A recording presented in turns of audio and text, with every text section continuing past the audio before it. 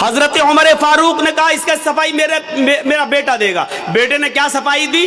बेटे ने सफाई दी कि बहुत सी चादरें आई हुई थी बैतुल माल में, बहुत सी चादरें, और सबको एक एक चादर तकसीम होना थी, बंटना था, तो सबके दरमियान एक एक चादर बांटी गई।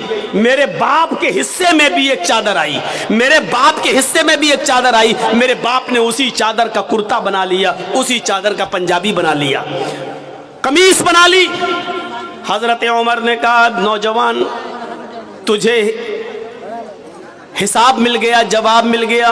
क्या मैं हजरत उमर मिंबर के ऊपर खड़े हैं मस्जिद में जुमे का खुतबा देने के लिए, और जैसे ही कहते हैं अल्हम्दुलिल्लाहि नहमदहु व नस्तईनु, एक नौजवान खड़ा होता और कहता है क्या उमर मैं तुम्हें खुतबा नहीं देने दूंगा। हजरत उमर ने कहा वजह बताओ, रीजन बताओ, कारण बताओ, सबब बताओ क्या है। उसने कहा आए उमर पहले ये बताओ क्या आज नया कुर्ता तुम पहन कर आए हो, ये नया कुर्ता तुम्हारे पास कहां से आया?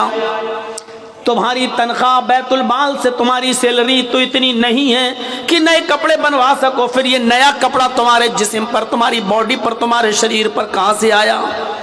आज हिम्मत नहीं है आप अपने गांव के मुखिया से भी हिसाब ले लो, सरपंच से भी हिसाब ले लो, इतनी हिम्मत नहीं है आपके अंदर। हिम्मत इस्लाम पैदा करता है। वो नौजवान उमर फारूक जो बात बात पर गुस्सा होकर गर्दन उड़ा देते थे, उनसे हिसाब ले रहा है, और हजरत उमर को जायज बात पर गुस्सा, नाजायज बात पर गुस्सा आता है, जायज बात पर नहीं। उसका हिसाब लेने का हक है, उसने लिया है। हमसे अगर पूछ ले कोई तो हम गुस्सा हो जाएंगे। हम अपने गांव के एक मामूली मुखिया से पूछ रहे, भी गुस्सा हो जाएगा, भाई तेरे बाप का क्या, मैंने खर्च किया था चुनाव में, तू मुझसे कौन हिसाब लेता है? मैंने 3 करोड़ खर्च किया तो 5 करोड़ कमाऊंगा नहीं, तेरे बाप का क्या जा रहा है? आप हिसाब नहीं ले सकते। वो एक होता है सियासी लीडर, एक होता है सियासी मुदब्बिर। ये चीज़ अब हैदराबाद और महाराष्ट्र और मुंबई और दिल्ली की तकरीरों में बोलने में ज़रा अच्छा लगता है। अब यहाँ हम मुदब्बिर बोलने के बाद अब आपको समझाएं कि मुदब्बिर किसको कहते हैं। ये बड़ा अजीब मसला है। ये बंगाल में तो, और जहाँ बंगला माहौल है, हालांकि सबसे ज़्यादा प्यार हमें बंगाली में मिला, ये भी कोई, इसमें भी कोई शक नहीं। हम पूरे हिंदुस्तान जाते हैं, इसमें भी कोई शक नहीं, सबसे ज़्यादा प्यार हमें बंगाली में मिलता है। लेकिन सबसे ज्यादा कम स्पीड और स्लो स्पीड में हमें यही बोलना पड़ता है। क्यों? क्योंकि मैं जानता हूं बहुत तेज स्पीड में बोलूंगा तो सर से ऊपर चली जाएगी मेरी हिंदी उर्दू, तो इसलिए समझाना भी पड़ता है। एक होता है सियासी लीडर, पॉलिटिकल लीडर, और एक होता है मुदब्बिर, अक्ल और शऊर से काम करने वाला लीडर। सियासी लीडर और सियासी मुदब्बिर में फर्क होता है, और बहुत फर्क होता है। सियासी लीडर सिर्फ अपने लिए सोचता है, और सियासी मुदब्बिर अपनी कौम के लिए सोचता है। दोनों में फर्क देखिए। सियासी लीडर सिर्फ अपने लिए सोचता है, और सियासी मुदब्बिर अपनी कौम के लिए सोचता है। सियासी लीडर अपने आप को जिताने के लिए कौम की इज्जत और आबरू से खिलवाड़ कर जाता है, लेकिन सियासी मुदब्बिर अपनी कौम के लिए अपनी जिंदगी को दांव पे लगा देता है। दोनों में फर्क समझिएगा आप, समझ रहे हैं ना? तो ये सोचने की जरूरत है, सोचने की। तो उस जमाने में जो हुकूमत चलाया करते थे, जो खिलाफत किया करते थे, वो सियासी लीडर नहीं थे, सियासी मुदब्बिर थे। वो अपने लिए कुछ नहीं कमाते थे, वो अपनी कौम को और अपनी बिरादरी को और अपने समाज को ऊपर उठाने की कोशिश करते थे। इन दोनों में फर्क है। बताइए, हजरत मोहम्मद रसूलुल्लाह इस दुनिया से गए तो क्या था साथ में? क्या आपने सियासत नहीं की? क्या आपने हुकूमत नहीं चलाई? आप ताज्जुब करेंगे, आज एक मामूली एमपी, एक मामूली नेता, एमपी तो बहुत दूर की बात हो गई है, एमएलए तो बहुत दूर की बात हो गई है, एक मामूली गांव का सरपंच, गांव का मुखिया अगर मरता है तो उसके घर में भी इतनी जमीन और जायदाद छोड़ के जाता है कि उसकी 7 पुश्तों तक औलादें खाती रहे आराम से और उसको तकलीफ ना हो। लेकिन सियासी मुदब्बिर जब इस दुनिया से उठता है तो उसके पास कुछ नहीं होता। हजरत आयशा फरमाती है कि कुछ लोग रात में नबी अकरम को देखने आए जबकि आप इस दुनिया से रुखसत हो चुके थे, इंतकाल हो चुका था। सियासी लीडर जब मरता है तो बहुत कुछ अपने और अपनी औलाद के लिए और अपने रिश्तेदारों के लिए छोड़ के मरता है। सियासी मुदब्बिर जब इस दुनिया से जाता है तो उसके पास कुछ नहीं होता। मुहम्मदुर रसूलुल्लाह सल्लल्लाहु अलैहि वसल्लम जब इस दुनिया से गए, अबू बकर सिद्दीक इस दुनिया से गए, उमर फारूक इस दुनिया से गए तो उनके पास क्या था? हम तो सिर्फ एक इलाके के जिम्मेदार हो सकते हैं। हजरत उमर तो 22 लाख मुरब्बा मील के जिम्मेदार थे। 22 लाख मुरब्बा मील, जानते हो ये इराक, ईरान जो आज इजराइल है, ये फिलिस्तीन, शाम, उर्दुन है और अलजायर, ये मिस्र, ये सारे मुल्क उनके अंडर में थे। आज तो ये अलग अलग कंट्री हैं, ये सब हजरत उमर फारूक के अंडर में थे।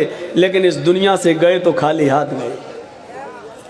नबी अकरम की हालत यह थी कि जब आपका इंतकाल हुआ, दिन भर लोग देखते रहे आपकी शक्ल, आते गए, देखते गए, खाली करते गए हुजरा। कुछ लोगों को जितना लेट पता चला वो लेट में आए।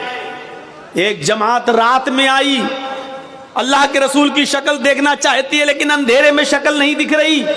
कहा अम्मी आयशा, अल्लाह के नबी का चेहरा कैसे देखें, थोड़ा सा चिराग जला दो। चिराग समझते हैं ना, हमारे यहाँ जो भी होता हो, चिराग जला दीजिए, चिराग, ताकि हम चेहरा देख लें। हजरत आयशा रोने लगी और रोते हुए कहती है, क्यों मेरा मजाक उड़ाते हो? अरे बाहर से आने वालों, क्यों मोहम्मद के घराने की इंसल्ट करते हो? क्यों मेरी जबान से ऐसे जुमले कहलवाना चाहते हो जो हम कहना नहीं चाहते? कहा माशा, हमने कौन सी इंसल्ट कर दी? हमने तो सिर्फ ये कहा कि चिराग जला दो, हमें नबी का चेहरा सही से देखना, अंधेरे में दिख नहीं रहा है, क्या मैं आखिरी बार दीदार भी ना करूं? तो हजरत आयशा फरमाती हैं कि तुम्हारे सरदार ने, तुम्हारे नबी ने, ये पैगंबर जो इस दुनिया से रुखसत हो गए, इन्होंने मेरे घर में इतना तेल भी तो नहीं छोड़ा है कि मैं चिराग जलाकर तुम्हें अपने शौहर का, अपने पति का तुम्हें चेहरा दिखा सकूं। तो सियासी लीडर और सियासी मुदब्बिर में फर्क होता है। सियासत करना बुरा नहीं है, अगर समाज के लिए की जाए तो बहुत अच्छी बात है, समाज की सेवा के लिए की जाए तो बहुत अच्छी बात है, कौम की खिदमत के लिए की जाए तो बहुत अच्छी बात है। हजरत उमर से कहा, उमर हिसाब दो, ये नया कुर्ता कहां से आया? हजरत उमर फारूक ने कहा, इसका जवाब मैं नहीं, मेरा बेटा देगा। खड़े हो जाओ बेटे। हजरत अब्दुल्ला इब्ने उमर खड़े हुए और कहने लगे कि बैतुल माल में जो चादरें आई थी, हजरत उमर फारूक ने कहा इसका सफाई मेरा बेटा देगा। बेटे ने क्या सफाई दी? बेटे ने सफाई दी कि बहुत सी चादरें आई हुई थी बैतुल माल में, बहुत सी चादरें, और सबको एक एक चादर तकसीम होना थी, बंटना था, तो सबके दरमियान एक एक चादर बांटी गई। मेरे बाप के हिस्से में भी एक चादर आई, मेरे बाप के हिस्से में भी एक चादर आई। मेरे बाप ने उसी चादर का कुर्ता बना लिया, उसी चादर का पंजाबी बना लिया, कमीज बना ली। हजरत उमर ने कहा, नौजवान तुझे हिसाब मिल गया, जवाब मिल गया, क्या मैं अब खुतबा देना शुरू कर दूं? उस नौजवान ने कहा, नहीं, अभी मैं सेटिस्फाई नहीं हुआ।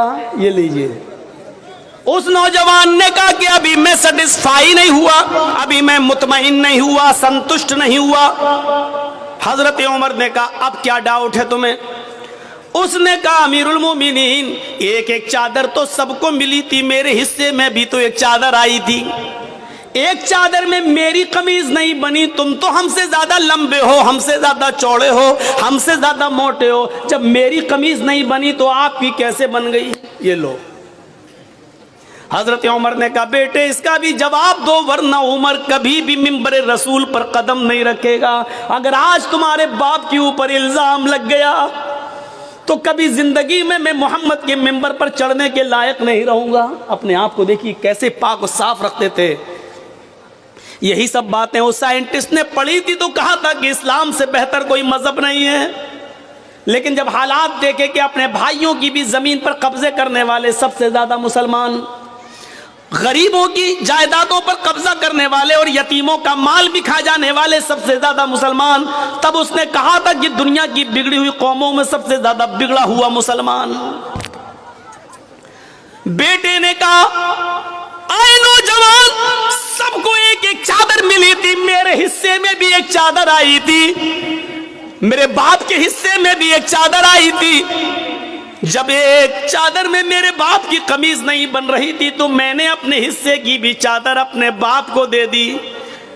मेरी और अपनी दोनों चादर मिलाकर मेरे बाप ने कमीज बना ली। वो नौजवान खड़ा होता और कहता अमीरुल मोमिनीन, अब मैं मुतमईन हो गया, अब मुझे सुकून मिल गया, अब मैं सेटिस्फाई हो गया, अब आप खुतबा दीजिए। तब हजरत उमर फारूक ने खुतबा देना शुरू किया। हिसाब जिंदा लेते हैं और हिसाब जिंदा देते हैं। मेरे भाइयों, मुर्दों से हिसाब न लिया जाता है न दिया जाता है। आपके पास किसी आदमी पर 5,000 10,000 रुपए, वो मर गया, अब आप उस मुर्दे से मांगने नहीं जाएंगे क्योंकि वो मर गया।